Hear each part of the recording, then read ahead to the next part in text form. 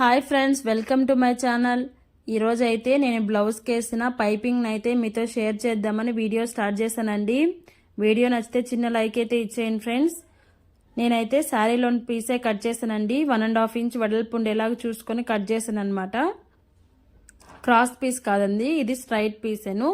మొత్తం కుట్టేసిన తర్వాత అక్కడక్కడ రౌండ్ తిరిగే దగ్గర అయితే టక్స్ ఇస్తున్నాను. ఇంక ఇక్కడైతే పైపింగ్ థ్రెడ్ వేస్తున్నా అండి. ఇదైతే 12 నెంబర్ పైపింగ్ థ్రెడ్ అనమాట. ఈ 12 నెంబర్ అనేది చాలా బాగా సెట్ అవుతుందండి. పైపింగ్ మరీ అంత లావుగా రాకుండా, మరీ అంత సన్నగా రాకుండా నీట్గా ఉంటుందన్నమాట.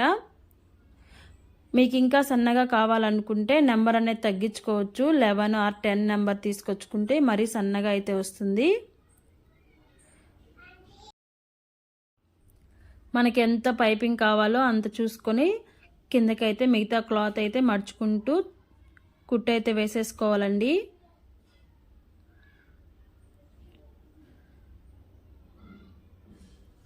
చాలామంది అంటుంటారు శారీ పీస్ తోటి రాదు, ఎందుకంటే స్ట్రైట్గా ఉంటుంది కదా అని చెప్పి ఇంక నేనైతే కుట్టాను, అందుకని మీతో అయితే షేర్ చేసుకుంటున్నాను.